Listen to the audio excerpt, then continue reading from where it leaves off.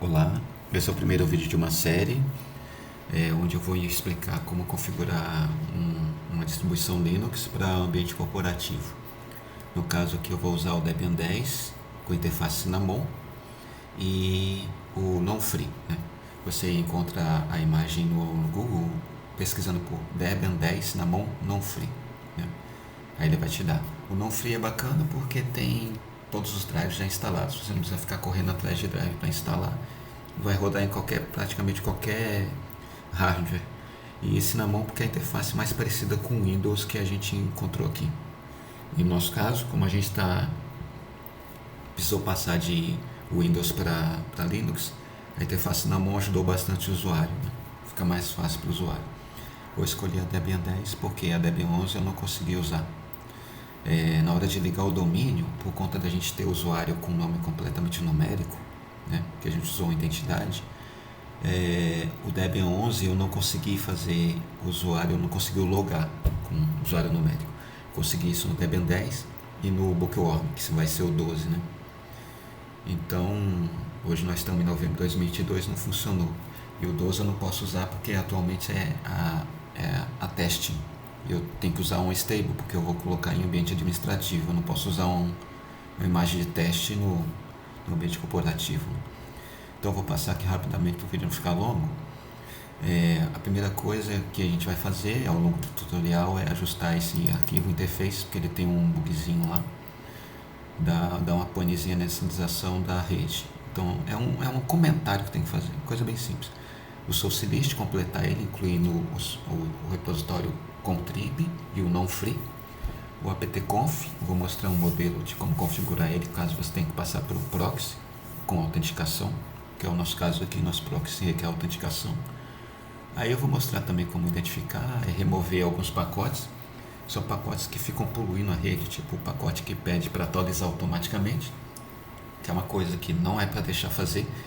Você tem que bloquear a atualização automática, porque você deve controlar isso criteriosamente. Porque se você atualizar e alguma coisa parar de funcionar, você vai ter um trabalho danado. Então você tem que bloquear as atualizações automáticas e antes de você liberar a atualização, você tem que testar isso para ver se deu certo. Né? E outras coisas, aqueles pacotes de reporte de bug também tem que tirar, porque senão eles vão ficar tentando reportar bug ou mandar mensagem. Isso polui muito, então tem que tirar isso aqui. Depois eu mostro como fazer. Tem que mudar o gestor de login para GDM3. O LightDM não vai te atender, pelo menos nessa época aqui não atendeu, porque aqui a gente tem um usuário que é configurado para, na hora que ele inicia, no primeiro login, a senha dele ele tem que alterar. E o GDM3 ele orienta o usuário melhor. Ele diz para introduzir a senha corrente, diz para introduzir nova senha e depois introduzir nova senha de novo. Se você não orientar isso, o usuário vai se perder, vai te ligar, vai reclamar que não consegue entrar na máquina e tudo mais. Então, o GDM3 ajuda melhor isso. Ele facilita. Vou mostrar a instalação de programas básicos que precisa ter para controlar a sua rede. Tipo SSH, um acesso VNC, a gente usa o Vino, Remina, Desktop, o cliente do Access Inventory, porque a gente usa o Access Inventory no servidor para você inventoriar as máquinas, né? Então vou mostrar como instalar tudo isso aqui, né? Isso aqui não é incomum, você acha quase em qualquer lugar. O que você não vai achar vai estar mais para frente. Vou explicar daqui a pouco. Como deixar o ambiente de TI, o sistema praticamente pronto. Porque a ideia aqui é montar uma ISO. Né? Montar uma ISO é você pegar uma imagem Linux pura, limpa, e você customizar ela de modo a você ter menos trabalho na hora de você instalar nas outras máquinas. Né? Você poupa tempo e fica mais estruturado, mais organizado, tem menos erro, né? De esquecimento de instalar um programa X ou configurar uma coisa, não. Você já deixa tudo instalado e tudo configurado, né? No máximo que você puder. E fica muito mais fácil. Vou mostrar também como preparar a ITC Scale, que é a pasta que você usa, que o sistema usa de base para construir a ROM do usuário quando ele faz o primeiro login. Então a gente vai construir uma Scale, um conteúdo para Scale que fique a interface fique o mais parecida com o Windows possível, né?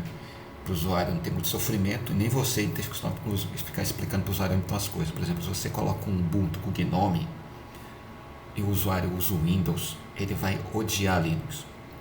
Então, para que ele não tenha esse problema de odiar o Linux e te dar muito trabalho, você coloca a Cinnamon, que é próximo do Windows, o fluxo de trabalho é muito parecido, a interface é muito amigável para quem vem do Windows, né?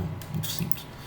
E você ainda por cima maqueia, né? Bota os ícones mais parecidos, customiza o Nemo, coloca os atalhos bonitinho para que ele já tenha os atalhos que ele está acostumado a usar.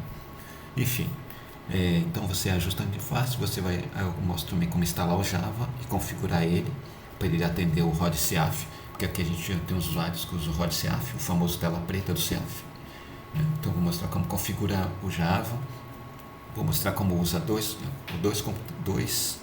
Firefox na mesma máquina, porque tem um sistema aqui que a gente consegue acessar ele com o Firefox 47, porque ele faz uso do Java Plugin, que foi descontinuado. Então o Firefox 47 de precisa de um mais moderno também, que no caso 68, a gente está usando para acessar o CIAF via ROD, que usa o Java AWS, para poder fazer o download do sistema. Né? Aí eu vou mostrar como instala os tokens, né, para assinatura digital. Aí no caso aqui a gente usa mais o SafeNet e o SafeSync. No caso o SafeSync você precisa fazer uma manobra para poder usar ele no Debian 10, porque ele tem um pacote que ele precisa, uma dependência que está só no Debian 11 para frente, né? Então tem uma manobra que você faz para poder usar o pacote do Debian 11 como se fosse um backport, né? Senão você não consegue instalar o SafeSync no Debian 10. Vou mostrar uns ajustes para o LibreOffice para ficar mais fácil para o usuário depois. Criar algumas listas personalizadas, mostrar a barra vertical por automático, um tanto de coisinha. Vou mostrar como configura o VNC, né, com Vino, porque no Debian 10 é importante explicar isso, porque para você fazer isso no Debian 10, ele não tem interfacezinha bonitinha. A gente usa o Deconf Editor. O Deconf Editor é poderosíssimo e não é complicado de usar, é simples. São poucos ajustes que você faz no Deconf Editor para o usuário poder usar o VNC. Quer dizer, para você poder usar o VNC para acessar o usuário e prestar ajuda, né? Vou mostrar também como ligar o PC ao domínio ou um PDC com Samba com esses três pacotes, RealmD, SSD e ADCLI. Por que esses três pacotes? Por que o SSD no lugar do Embed? Porque essa estrutura aqui, esse conjunto de pacotes é que o Ubuntu está usando atualmente para ligar as máquinas do domínio. No site do Ubuntu, do 22 para frente ou 20 para frente, eles usam esse recurso aqui, né? Então, como a gente está usando a mesma base, que é Debian e tudo mais, então eu vou usar esses mesmos pacotes aqui, não vou usar o Embed não. E ele é bem consistente, ele liga muito bem ao domínio. Aqui eu vou mostrar também como uma introdução ao SaltStack. O SaltStack é como o Ansible e outras, Ansible e como outros, o Puppet também. Eles são ferramentas que você pode usar para trabalhar as máquinas, gerenciar as máquinas de uma maneira parecida como você faz com o GPO, quando você está com o servidor AD, quando você quer mudar todas as máquinas, instalar programas de todas as máquinas, tirar programa, mudar a configuração de arquivo, um tanto de coisa dá para você fazer com o SaltStack. Ele é bastante sofisticado, então eu só vou dar uma introduçãozinha, como configurar a máquina e coisas básicas. Ele vai ficar por final, porque ele é mais sofisticado. Aí eu vou mostrar aqui uns scripts que eu montei e pode ser útil para vocês também. Esses scripts são para pós-instalação e instalação e automatização de um tanto de coisinha. E tem um em especial aqui que eu tenho que mostrar, porque esse aqui é fundamental. Porque é fácil você quebrar a senha do root durante a inicialização, editando o menu do group, né? Os usuários podem encontrar isso facilmente no YouTube, então é interessante você implementar a autenticação no group, mas implementar não de qualquer jeito, implementar de um jeito que o usuário não saiba a senha. Ele vai conseguir iniciar o sistema operacional sem saber a senha, mas ele não vai conseguir editar o menu para quebrar a senha de root. Então eu vou explicar isso depois. Isso aqui é referente ao SaltMaster, ao Salt, né? Ao SaltStack, eu vou explicar depois. E esse aqui também é muito interessante, isso aqui é muito interessante e importante, porque é o que acontece. Depois que você instalar todos os programas, configurar todos os seus arquivos e deixar tudo bonitinho, você vai ter que empacotar essa imagem, vai ter que empacotar o sistema operacional todo em um formato ISO, para você poder instalar nas máquinas, né? sem ter trabalho e tudo mais. As vantagens que você tem em fazer a ISO é essa, né? Só que, porém, quando você usa o Remaster GTK ou usa o System Back ou Pinguim, ou sei lá o que estiver rolando de momento, você tem, além de você ter que caçar um que seja adequado à versão, à distro que você está usando. Por exemplo, eu teria que achar um que sirva para Debian 10. Se eu estivesse usando a 11 para 11, se eu estivesse usando o Ubuntu 22 ou o Mint, eu teria que achar uma que funcione bem. Pronto, essa técnica que eu vou mostrar, eu aprendi com o professor Kretiel no YouTube dele. Você consegue fazer isso bacana porque você usa TarGZ. Você simplesmente empacota a sua imagem Linux inteira num TarGZ, todinha ela. E aí não importa se ela passa de 4 GB ou não, porque aqueles lá eles limitam a 4 GB. Você não vai conseguir fazer mais 4 GB primeiro, porque eles usam um empacotador que eu não lembro o nome direito, eu acho que é Splash FS. Ele tem um limite de 4 GB. Então, se você instalou muita coisa e passou de 4 GB, você não vai conseguir empacotar. Com TarGZ você não tem esse limite de tamanho.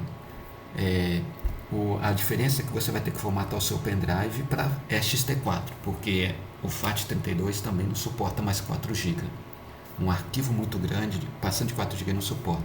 Se você formata o seu pendrive ext4, você consegue colocar esse TarGZ dentro, junto com o script. Então você vai ter esse pendrive, você vai colocar o TarGZ junto com o script que eu vou mostrar. O script faz tudo. E no outro você vai usar ou dar um boot por um Linux qualquer, no caso um Ubuntu 20, por exemplo. Você dá boot pelo Ubuntu, que é um sistema leve e inicia rápido. Aí você espeta o pendrive com o TarGZ junto com o script, navega até lá, executa o script. Aí o script vai perguntar o hostname da máquina, que tem que ser um para cada máquina diferente, e vai te perguntar se você quer instalar em modo EFI ou se você quer instalar em Legacy. Vamos supor que você escolheu o EFI. O próprio script vai fazer a particionamento do disco sozinho para você. Você escolheu o EFI, deu Enter, ele vai particionar a partição UEFI e configurar ela, a partição swap e configurar ela, a partição raiz.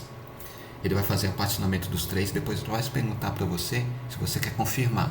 Aí você confirma e ele mesmo, o próprio script já desempacota o TarGZ, já monta a partição EFI, já entra chroot, já configura um scriptzinho para você só executar esse scriptzinho. Quando você executa o scriptzinho, ele próprio já configura o GRUB na placa, né? Monta a estrutura do painel do GRUB todinho, do menu do GRUB, e já deixa tudo bonitinho. Aí você só reinicia e executa o script pós-instalação. Então é um processo muito mais interessante. A desvantagem é que você usa 2 pendrive, porque o tempo que você vai ter, você espeta o pendrive, dá o live com o Ubuntu, que inicia rápido, espeta o pendrive, navega até outro pendrive, executa o script, diz o hostname da máquina e é next, finish. Aí depois executa o scriptzinho para setar o GRUB e pronto. Muito mais rápido, porque o Splash FS, que é o empacotador que eles usam, ele compacta muito para justamente caber nos 4 GB. Então, para desempacotar, ele tem que fazer muito cálculo. Quando você usa um TAR ou um TarGZ, o desempacotamento fica muito mais rápido. Então, uma instalação que você levaria tipo 15 minutos só para desempacotar, você faz em 10. Né? Então, é uma coisa que fica muito, agiliza bastante. Então, enfim, feita a propaganda, né, do método do Kretiel, a ênfase desse tutorial todo vai ser basicamente no seguinte: vai ser na construção da pasta Scale, do conteúdo da pasta Scale, que a gente vai ter que usar um scriptzinho Altstart ou outra coisa que você queira, mas com Altstart funciona legal. Porque o que acontece? Quando você monta o conteúdo para Stealth, vai ter que usar um usuário modelo. E esse usuário modelo tem um nome. Esse nome fica dentro de todos os arquivos que tem lá, uma série de arquivos. Quando o usuário novo loga, ele carrega da Scale com esses nomes de usuário que você fez antigo, e não com o nome do usuário que está logando. Quando isso acontece, ele perde acesso a um tanto de coisa, a interface fica toda torta, toda bugada. Então esse script é fundamental para você montar um Scale que funcione. Então eu vou mostrar esse script para vocês. É simplesinho, é bem bobinho, vocês vão ver. É simples e eficiente. Vou mostrar a técnica do TarGZ, que eu expliquei mais assim. Vou mostrar também o script de pós-instalação, porque é o seguinte: quando você configura a imagem, você não pode colocar tudo ali, porque tem algumas configurações que são dependentes do nome hostname. Por exemplo, a tag do Access Inventory tem que ter um hostname. E você não tem como saber de antemão. É só depois de instalar que você vai saber. O Kaspersky também usa isso. O SaltStack também usa isso. E outros programas que você vem usar também depende do hostname. E esses programas têm uma série de arquivos de configuração que você tem que setar o nome neles. Então esse script para instalação ele faz um tanto de coisa, né? Além de setar uma senha para o Groovy, um tanto de coisa ele faz. Então é importante, vou mostrar ele também. E ele faz um tanto de coisa, mas ele é simplesinho, que é isso aqui. Aí o SaltStack eu vou mostrar a parte, porque ele é mais sofisticado, é uma ferramenta mais poderosa, e por quanto ele precisa de mais tempo, né, para explicar, então ele vai ficar à parte. Então vou encerrar o vídeo aqui para não ficar muito grande, e até o próximo vídeo.